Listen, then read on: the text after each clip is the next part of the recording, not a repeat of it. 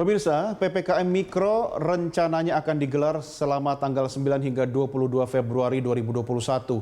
Kebijakan ini ditempuh sebagai tindak lanjut dari PPKM yang sudah digelar 2 periode, terhitung sejak 12 Januari dan berakhir 8 Februari 2021. Nantinya seluruh kelurahan atau desa dalam suatu kabupaten kota yang memberlakukan PPKM Mikro wajib menerapkan pembatasan yang ditetapkan pemerintah. Nah, pemirsa, bagaimana kebijakan ini akan berhasil tekan penyebaran COVID-19? Bagaimana pengawasannya? Kita akan diskusikan bersama Direktur Jenderal Bina Administrasi Kewilayahan Kementerian Dalam Negeri Republik Indonesia, Safrizal. Selamat sore, Pak Safrizal. Selamat sore, Mas Doni. Pak Dirjen, apa kabar? Sehat ya, Pak ya? Alhamdulillah, sehat. Sehat juga untuk semua kru. Ya, alhamdulillah. Pak Dirjen, ini kalau soal PPKM sebenarnya yang membedakan PPKM Mikro dengan pembatasan sosial berskala besar yang sebelumnya sudah kita lakukan, ini apa nih, Pak? Ya, pertama PPKM 1 dan PPKM 2, pembatasannya lebih banyak kepada pembatasan kegiatan masyarakat di fasilitas umum, ya. Fasilitas umum, saya ulangi ya, mal, kemudian fasilitas publik, kemudian tempat-tempat kegiatan keramaian, nah itu ya. Jadi levelnya lebih ke ibu kota kabupaten atau ibu kota provinsi, jadi tempat-tempat keramaian publik, ya. Dari hasil evaluasi, ternyata ya dari evaluasi terhadap kepatuhan protokol kesehatan, ternyata tempat yang paling tinggi kepatuhannya itu ada 1 di bandara, 2 di perkantoran, 3 di mal. Padahal ini yang paling tinggi kepatuhannya. Ini dari hasil evaluasi di satuan tugas di Satgas. Ya. Ternyata ini yang kita batasi kemarin kan. Nah, ternyata mencermati dari banyaknya case-case yang dievaluasi, ternyata penularan ini terjadi di komunitas, sementara belum ada pembatasan apa-apa di komunitas. Oleh karenanya kita kembangkan ini PPKM 1, 2, dan sekarang PPKM Mikro dengan kombinasi antara pembatasan di level kegiatan masyarakat di pusat-pusat keramaian ditambah dengan di level mikro, yaitu di desa, kelurahan, RT, dan RW. Sehingga kombinasi 2 hal, kelanjutan dari PPKM 1, 2 ditambah dengan sekarang mikro, ya, ini diharapkan lebih menekan angka penyebaran, lebih menekan kurva. Ya, selama ini memang berhasil menahan tapi sedikit, ya, untuk mencegah eksponensial yang terlalu curam. Berhasil menekan tapi sedikit. Nah, dengan harapan kita dengan PPKM 1 mikro ini tekanan terhadap ini lebih besar sehingga kurva berhasil kita turunkan. Ini akan kita monitor setiap minggu terhadap pelaksanaan PPKM Mikro ini. Baik, Pak Dirjen, ini kan sebenarnya kuncinya ada di tangan pemerintah kabupaten dan kota ya Pak ya. Nah, lalu untuk pengawasan PPKM Mikro ini apakah memang sepenuhnya diterapkan atau diserahkan kepada pemerintah kabupaten kota? Bagaimana mekanismenya nih Pak Dirjen? Ya, jadi memang PPKM Mikro ini kombinasi antara kebijakan di level nasional, ya, kemudian provinsi, kabupaten, kota, sampai dengan level mikro, ya. Selama ini kelihatannya, ya, pembatasan ini lebih di sektor nasional, kemudian provinsi dan kabupaten, kota, sementara di sektor mikro tidak terlalu terperhatikan. Nah, sekarang kombinasi. Karena zona penyebaran semakin jauh masuk ke dalam sektor komunitas, maka di sektor komunitas mulai dari sana sudah mulai pengendaliannya, ya. Kemudian tahap bertingkat laju sampai atas. Bagaimana implementasi atau hubungan pengawasan di antara level pemerintahan itu? Gubernur menetapkan zona mana saja berdasarkan angka agregat kabupaten mana saja ditetapkan oleh gubernur. Lalu kabupaten kota ya yang ditetapkan kabupaten menjadi wilayah pemberlakuan PPKM Mikro, seluruh kelurahan desa yang ada di kabupaten kota itu seluruh desanya menjadi menjadi zona pemberlakuan PPKM Mikro. Kemudian ya dari sektor desa, mikro dan kelurahan membentuk pos-pos sampai dengan sektor RT dan RW. Nah, zona yang tadi Mas Doni sampaikan ada zona hijau, ada kuning, ada orange, ada merah. Ini diberlakukan di sektor mikro di RT RW. Jadi kalau nanti misalnya yang paling berat itu zona merah, maka di zona RT merah ini akan dilakukan perlakuan yang lebih intensif dibandingkan dengan yang zona kuning. Bahkan di zona mikro yang merah ini ya akan dilakukan pembatasan keluar masuk. Hanya boleh keluar masuk itu jam 8 malam. RT yang berzona merah ini begitu jam 8 malam maka tutup. Ya, kemudian kegiatan masyarakat, sosial masyarakat di RT yang zona merah ini ditiadakan, arisan ditiadakan, kemudian pertemuan sosial diadakan, senam bersama di lapangan, kemudian tempat bermain anak seluruhnya ditiadakan. Hanya boleh berkumpul paling banyak 3 orang. Oleh karena di level ini, dengan harapan di sektor RT ini aman dulu, ya. Dan ini tentu saja harus diorganize di sektor RT ini dijelaskan dengan baik dan datanya harus terkumpul dan detail agar apa? Penanganan di sektor kecil ini bisa menjadi maksimal. Dan selama ini bingung. Kalau ada rumah yang ada anggota positifnya ini bingung ya, mau apa ini? Nah, ini yang nggak tertangani selama ini. Kita sekarang mau penanganan yang lebih intensif. Kalau rumah terkena, maka kalau ada yang nggak ada harus isolasi mandiri dilakukan di rumah itu, ya maka RT atau rumah yang tidak ada positifnya membantu yang rumah yang ada positif. Jadi jangan dikucilkan. Kalau dikucilkan, dia nanti akan menutup bahwa dia suspek atau dia positif, dia keluar rumah menularkan orang. Nah, ini dia, Pak Dirjen.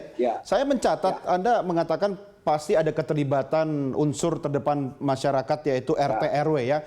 Nah, persoalannya nih Pak Safrizal, di ibu kota Jakarta ini kadang-kadang kita sama Pak RT, Pak RW itu nggak kenal kecuali kalau mau minta surat keterangan RT RW. Itu yang pertama. Terus yang kedua nih Pak Dirjen, seberapa efektifkah melibatkan peran serta komponen masyarakat? Mereka kan juga bagian dari keluarga ya Pak ya. RT RW ini kan juga komponen keluarga atau mikro itu sendiri. Saya mempertanyakan kompetensi mereka terhadap upaya penanganan pandemi seperti apa, Pak Dirjen?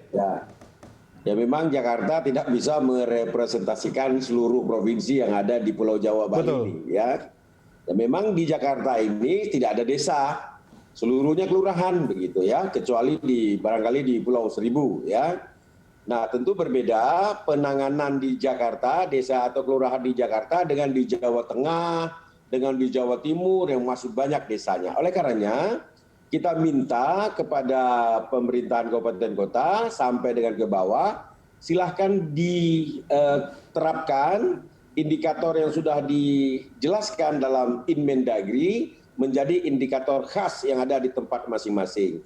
Nanti akan dilatih ya. Kepala desa membentuk tim yang dimaksud yang kita maksud dengan posko. Di situ akan bersatu ada Babinsa, ada Babin Kamtipmas, ada penyuluh kesehatan, ada pendamping kesehatan, ada Dasawisma, ada PKK. Nah, mereka akan diberi pelatihan nih Pak. Ya singkat tentu saja, apa saja yang harus dilakukan. Dan ini kita sudah minta kepada pemerintah kabupaten kota untuk segera melakukan pembinaan, difasilitasi juga kalau untuk 3T ya tracking, tracing dan treatment difasilitasi oleh puskesmas. Tentu tantangannya banyak besar kita tahu, tetapi Ya, kita bersepakat ini merupakan wadah partisipasi masyarakat. Iya, betul. Bukan hanya Setuju Pak Dirjen. pemerintah. Nah, tentu ini melibatkan TNI Polri. Sampai di tahap atau tingkat mana TNI Polri terlibat dan yang pegang komando ini di mana nih Pak Dirjen? Di sipil atau di militer? Ya, kalau di level kelurahan, ketuanya lurah. Kalau di desa, ketua posnya kepala desa. Semua ikut kepada pimpinannya lurah maupun di desa itu kepala desa. Tapi dibentuk timnya. Kita sudah koordinasi dengan Kementerian Desa, sudah kita jelaskan bentuk organisasinya, peran-perannya apa saja sudah kita beritahu, ya. Tinggal pelaksanaan daripada implementasi dari Imendagri nomor 3 2021 ini. Ya, Pak Dirjen, tadi saya mencatat ya, saya lupa tanya Pak, kan ini mall salah satu yang tadi juga Bapak tegaskan ternyata merupakan tempat yang mendapatkan perlakuan ekstra karena tingkat angka cukup tinggi terjadi di mall. Tapi kenapa Pak malah dibuka lebih molor tutupnya jam 8 malam sekarang ini Pak? Ya, pertama tadi saya sudah jelaskan. Tempat yang paling protokol kesehatan baik kan saya sudah kasih ranking tadi. Ini bukan kata saya tapi hasil evaluasi ya. Artinya mall termasuk atau di pasar modern tempat salah satu di mana kesadaran tentang protokol kesehatan ini bekerja. Demikian pula di desa dan kelurahan. Bagi desa kelurahan yang statusnya hijau, toh kegiatan seperti biasa. Hanya penegakan protokol kesehatan yang atau surveillance yang terus dilakukan. Sama halnya di mall juga. Nah, memang mall dibuka untuk memberi kesempatan kerja agar ekonominya lumayan baik segala macam ya. Tapi harus diingat, orang yang main ke mall kalau RT-nya merah ya, mall tutup jam 21 tanpa toleransi. Kalau sebelumnya misalnya di Malang, ya kita katakan ketika PPKM 1 jam 17, saya ulangi jam 19 tutup. Tapi di Malang memberlakukan toleransi 1 jam, sehingga jam 8 malam tutupnya. Ketika kita umumkan jam 8 malam, ada yang mengumumkan toleransi 1 jam, terakhir jam 9 malam. Nah sekarang tidak ada toleransi. Jam 9 malam atau jam 21 semuanya tutup close. Jadi persiapan tutupnya sudah setengah jam sebelumnya. Dan ingat juga, kalau ada RT tempat di mana masyarakat itu tinggal dan itu berkategori merah, maka dia nggak bisa pulang itu karena ditutup jam 20. Oleh karenanya segera pulang sebelum jam 20. Jadi ini perimbangan saja Mas antara ekonomi dan penanganan kesehatan. Kemudian pendekatannya lebih ke mikro karena dari hasil pendataan juga sekarang banyak di level mikro yang banyak orang yang terpapar akibat kepatuhan tentang protokol kesehatan yang masih belum ya. Baik, Pak Dirjen, di atas kertas program PPKM Mikro ini tentu kita harapkan bisa menghambat penyebaran COVID-19. Tapi Pak, ini satu hal yang paling penting di tanah air kita, koordinasi pemerintah pusat, daerah, kabupaten, kota. Bagaimana koordinasi ini bisa berjalan kemudian efektif? Takutnya begini Pak Dirjen, mungkin ada kepala daerah yang mungkin Pak ya, tidak semua, yang sekaligus memanfaatkan momentum ini sebagai panggung untuk cari panggung, mungkin dia ekstra kreatif sehingga agak keluar jalur dari yang digariskan oleh pemerintah pusat. Mekanisme komunikasi efektif seperti apa Pak Dirjen? Ya, kami di level pemerintah setiap minggu malam, minggu malam, ini sudah ratusan minggu ini, selalu melakukan evaluasi terhadap penerapannya di level provinsi. Dan kita sudah memerintahkan juga untuk level provinsi mingguan untuk mengevaluasi implementasinya secara bertingkat untuk kabupaten kota. Demikian pula seterusnya. Nanti desa juga mengevaluasi RT-nya. Selama ini kan tidak diminta ya untuk mengevaluasi. Sekarang sudah diminta dan melaporkan secara berjenjang. Ya, jadi ini lebih intensif daripada sebelumnya ya, bahwa sampai dengan level komunitas ini mudah-mudahan bisa dikendalikan. Ya tentu ada satu daerah dengan daerah yang lain selalu ada variasi ya. Dan kita membuka diskresi kepada kepala daerah untuk mengambil langkah-langkah yang menurut evaluasi dari kepala daerah ini baik untuk dilakukan. Sebagai contoh, Jawa Tengah kemarin membatasi Sabtu Minggu ya untuk orang keluar rumah. Memang tidak melarang, tapi menghimbau agar Sabtu Minggu di rumah saja. Kemudian di Kota Bogor, penerapan ganjil genap, ya, dalam rangka membatasi mobilitas, ya. Diskresi-diskresi seperti ini tentu berbasis evaluasi di masing-masing daerah. Betul. Oleh karena kita minta kepada kepala daerah selalu melakukan evaluasi, ya. Jadi kreatif, inovatif juga penting dalam masa pandemi ini dalam rangka tentu bukan saja mencari popularitas semata, tetapi kalau dia bekerja keras, inovasinya bagus, perhatiannya penuh, lalu dia mendapat apresiasi masyarakat, sah, fine. Baik. Gitu, Mas Doni. Baik. Itu yang kita harapkan. Pak Dirjen, terima kasih sudah bergabung bersama kami. Tetap jaga kesehatan, Pak Dirjen. Sehat selalu, Pak ya.